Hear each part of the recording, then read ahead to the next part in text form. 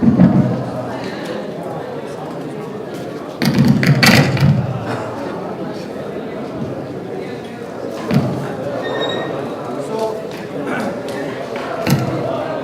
I'm going to discuss immediate and delayed hypersensitivity.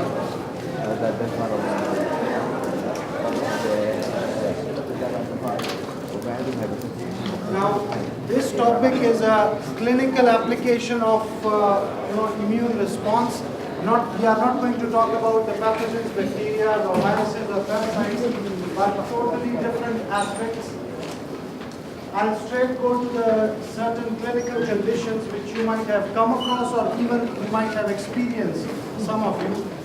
So allergies. People are allergic to pollens, dust mites or animal dander, and how do they present in the season of allergy? Some people tend to have conjunctivitis, which is the inflammation of the what? Eye? You should say eye or okay. How much you know the structure of an eye?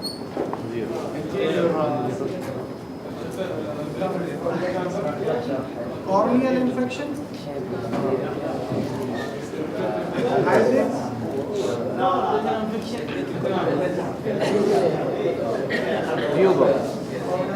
Or just a membrane that is covering?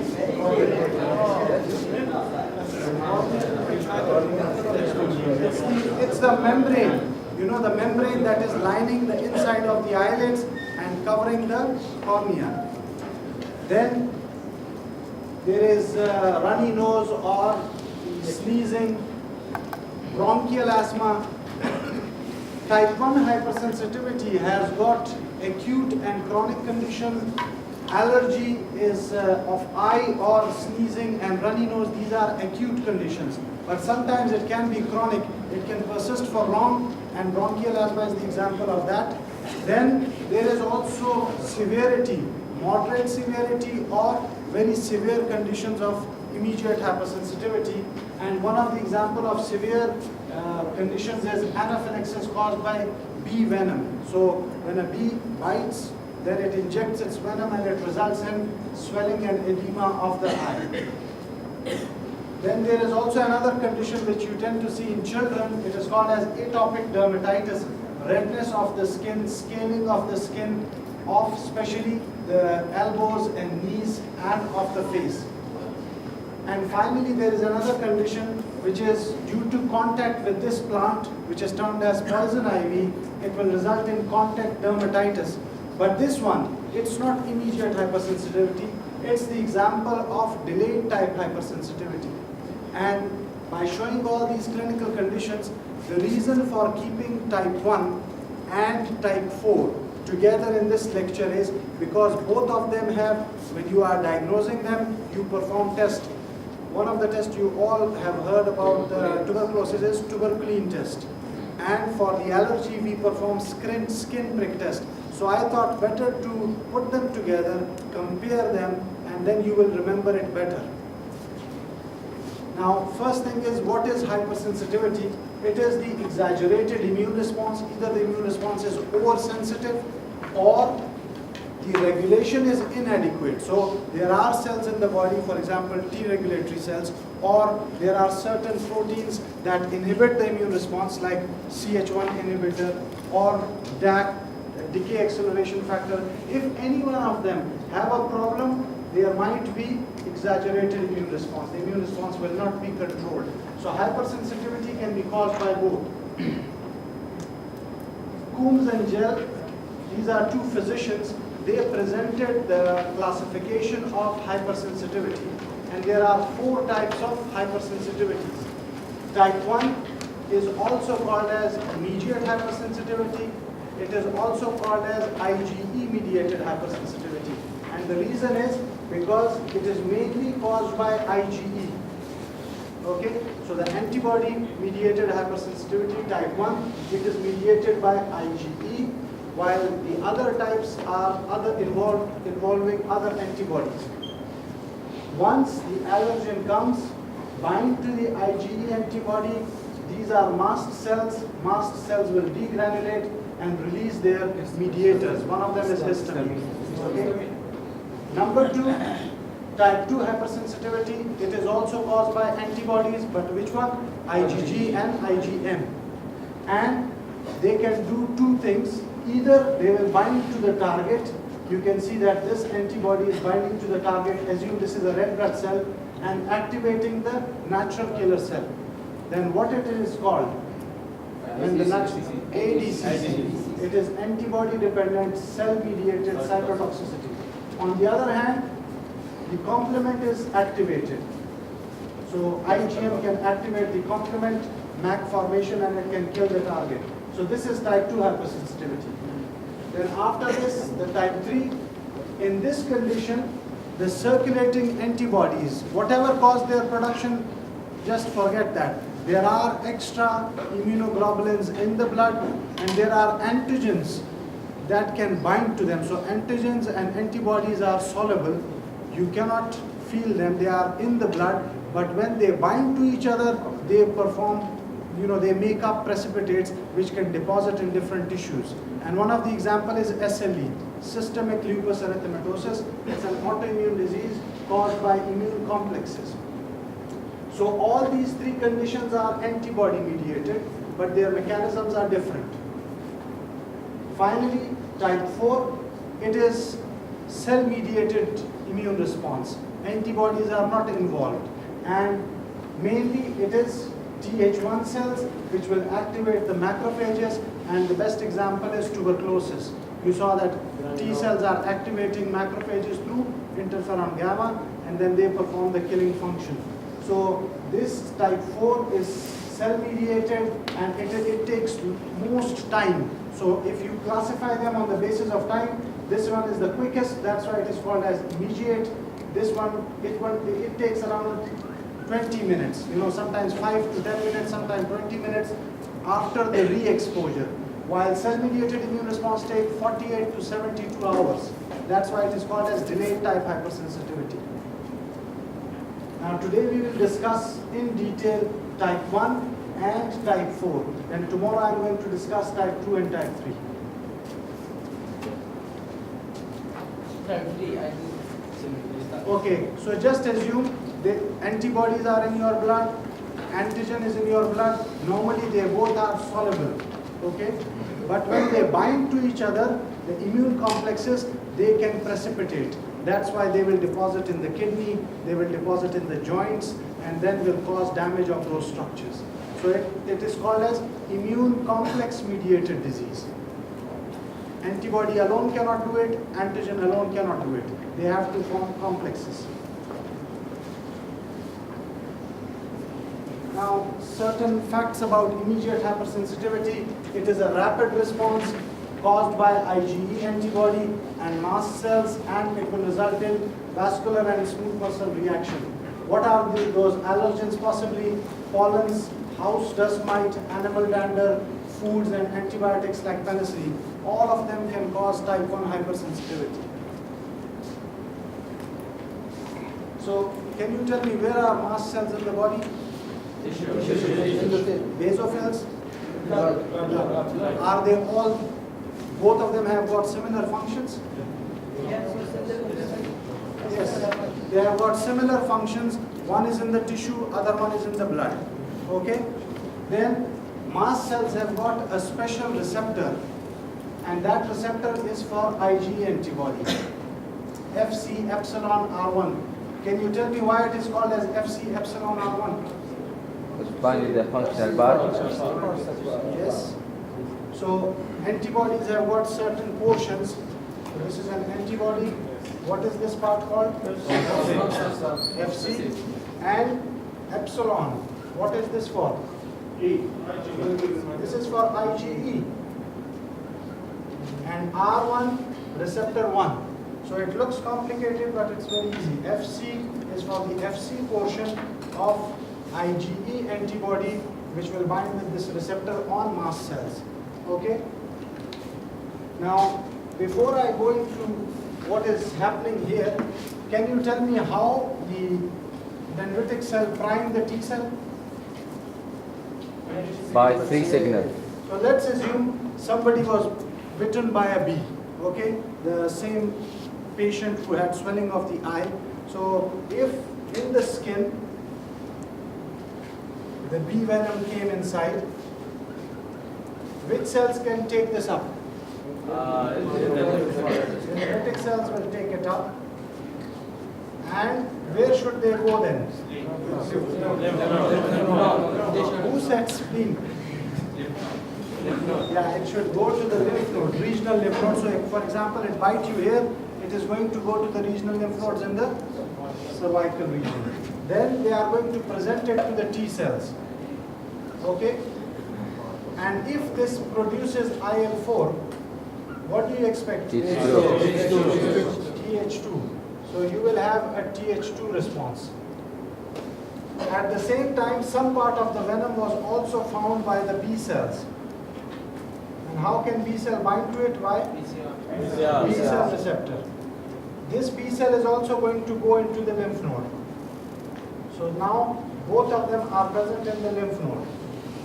Okay? So this is a lymph node.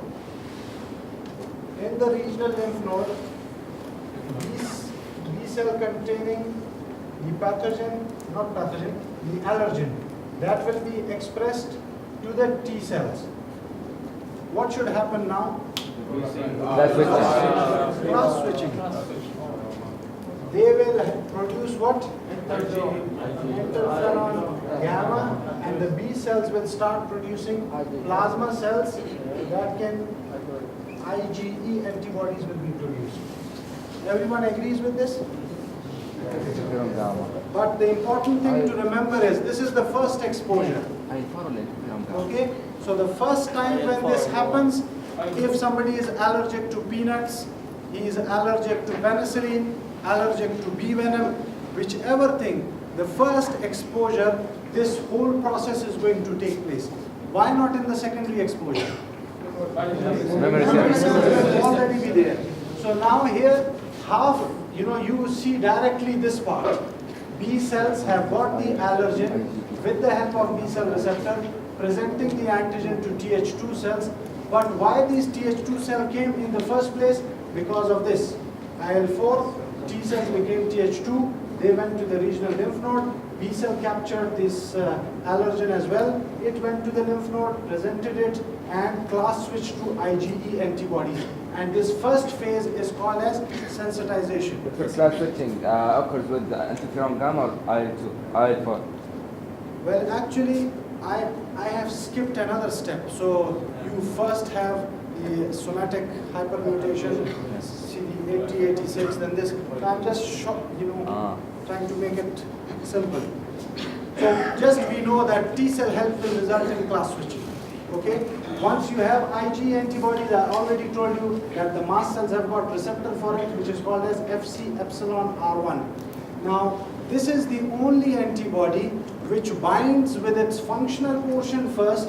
So, if I give you a certain example, IgG, this IgG or IgM, for example, they both first bind the antigen, and then their functional part is going to either activate complement system, or this will help in phagocytosis. So first binding, then function. IgE is totally opposite. You can see in this figure that here is the mast cell. IgE first go and bind to the receptor. It fixes itself here with Fc epsilon R1 and then wait for the allergen. You see, here binding takes place first, function is second. But here, functional part is binding first and wait for the allergen. It's opposite. So, when is sensitization completed? When the IgE antibodies are produced, they coat all the mast cells through Fc part. Now they are ready. They are waiting for the second exposure. When the second exposure occurs, what will happen? So this is first exposure. Now in the second exposure, allergen has come and it has caused cross-linking What is cross-linking? Yeah, so one antigen is bound to two or more than two antibodies. So you can see that IgE is bound by this allergen. Immediately this cross-linking will result in degranulation. All the preformed mediators, they will be released outside. What are these preformed mediators? Vasoactive amines. Vasoactive. Why are they called as vasoactive? Yes, they will act on the blood vessels and they will perform different functions. Number one is vasodilatation. Number two is increased permeability, and fluid will come in the interstitial space. That will cause the swelling. And lipid mediators. Can you name any lipid mediators? Prostaglandin, leukotrienes, yes, thromboxanes. They are produced by which pathways? Acute. Lipooxygenase pathway, cyclooxygenase pathway. Have you learned the medicine that can block these pathways? Not yet. Okay, anyway, these mediators are released and they will cause the immediate features of hypersensitivity. At the same time, cytokines will be produced by these mast cells as well. They will perform the late functions. Now this is definitely in the second exposure. First exposure is for sensitization. Second exposure will result in mast cell degranulation within 20 minutes. Sometimes 2-3 minutes are enough, but maximum up to 20 minutes. Now, it looks very complicated, that's why we have deleted this slide.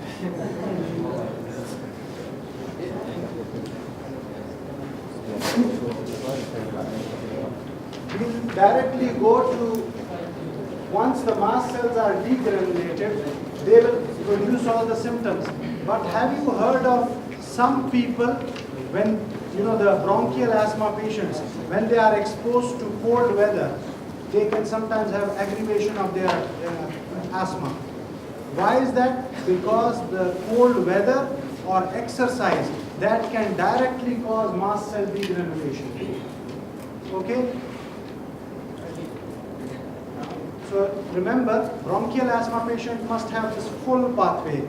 This Th2 formation, then B cell activation, class switching, Ig production, sensitization, first exposure. Normally you should think about asthma patients like this. But there are asthma patients which are called as non-atopic. Why? Because they don't need this whole pathway. Their mast cells can degranulate directly due to cold exposure or exercise. Because of both these things, they will degranulate their mast cells directly without this whole pathway. Such group of patients, such group of allergic patients are called as non-atopic. They does not require. And the explanation for that is that it might be caused by complement protein C3a, C5a, and there are certain other triggers as well. Opiates, it's a drug that causes what? Have you heard of it? Contrast media? No. Okay. When the patients go to the radiologist to get their x-rays done, some of the x-rays are to find out if there is a opacity, for example, a stone in the kidney. You can perform IV, the intravenous pyelogram, IVPs. But before that, what you will do, they inject them contrast media. That contrast media go and all the pathway of the kidney, from the kidneys, the ureter, urinary bladder and urethra, all that will become different color. So when the x-rays crosses, that can easily see where is the stone. So when the radiologists are performing this function, they keep their epinephrine. They are always afraid that the patient can have allergic response. And why is that? Because of mast cell degranulation directly. Then there is another medicine called vancomycin. It's an antibiotic, antibacterial. This can also cause mast cell degranulation without this whole path. Okay? So the ones which require the full path sensitization and then mast cell degranulation, those are called as atopic. The ones that do not require this thing are called as non-atopic. And the examples are exercise, cold exposure, contrast media, vancomycin, opiates, and complement C3A, C5A. They can directly cause mast cell degranulation. So far we are clear about non-atopic and atopic group. Only sensitization. So sensitization is doing the preparation before the second exposure. Okay? What is that preparation? This whole thing. Dendritic cell making Th2, B cell expressing the allergen, class switching, IgE production, and IgE coating the mast cell. So this mast cell will be coated on all sides by IgE.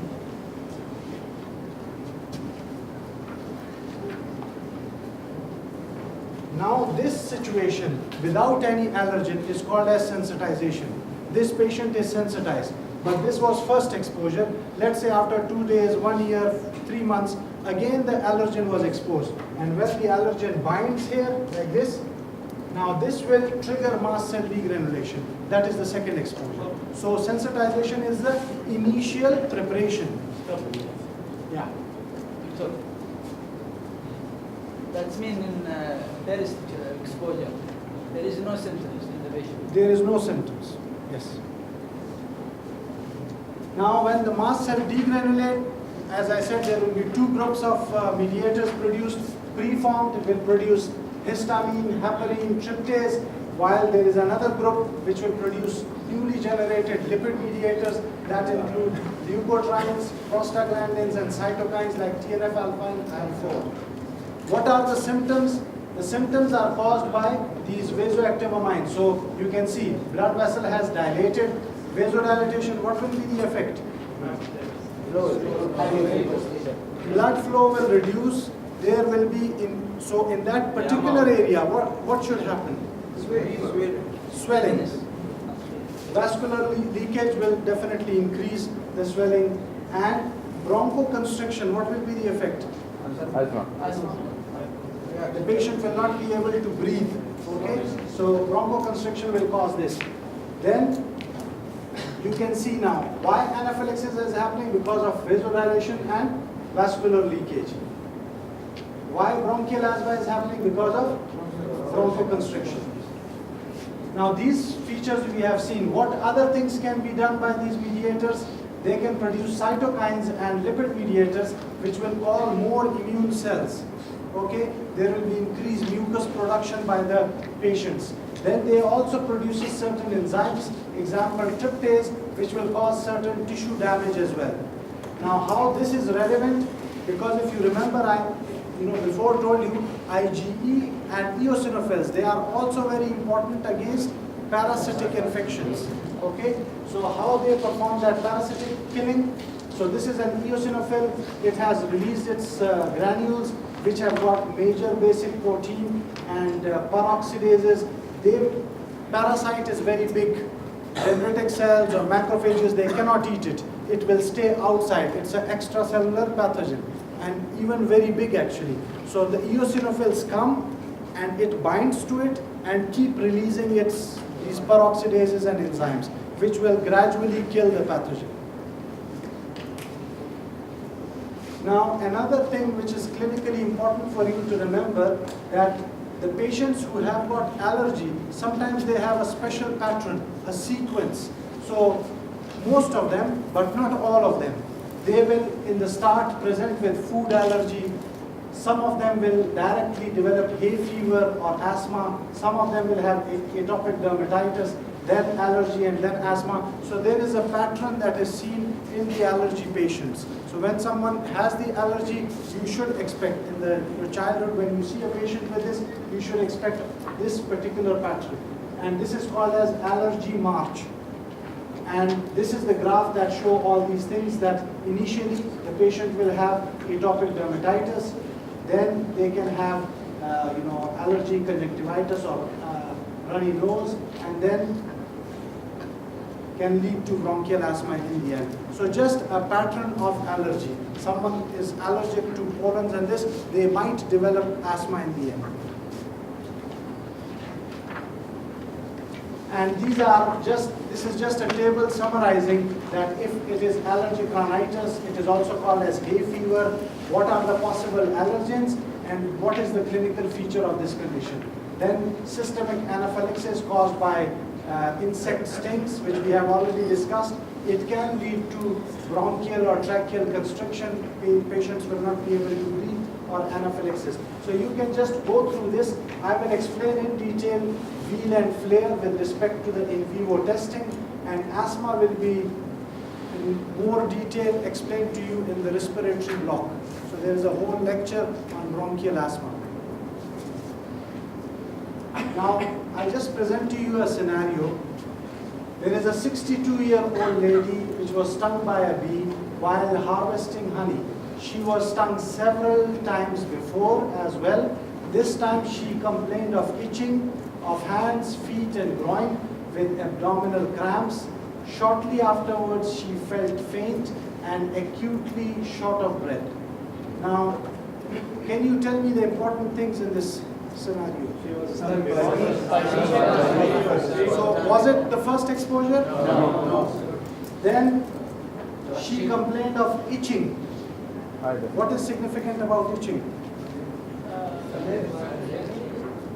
Yes, histamine causes itching. Okay, so remember this thing. Histamine causes itching. Let's go further. And abdominal cramps. I don't know if I have highlighted this thing. In this figure, you see these lipid mediators are causing intestinal hypermotility. That is why the patient has got abdominal cramps. Okay, then shortly afterwards she felt faint. Why?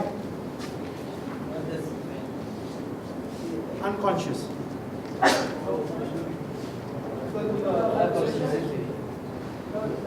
Low blood, when vasodilation, blood pressure drops, hypovolemia, and the patient is going to be unconscious. Then short of breath, difficulty in breathing. Why? Because of bronchoconstriction. So you have seen all the features are related to the mediators produced. Now our husband noticed rapid and wheezy breathing with swollen eyelid and lips. Why swollen eyelids and lips? Localized vasodilatation and increased permeability, and rapid and wheezy breathing. Yes, bronchoconstriction will result in wheezy breathing. Now, her doctor husband administered epinephrine intramuscular and chlorpheniramine IV. Why?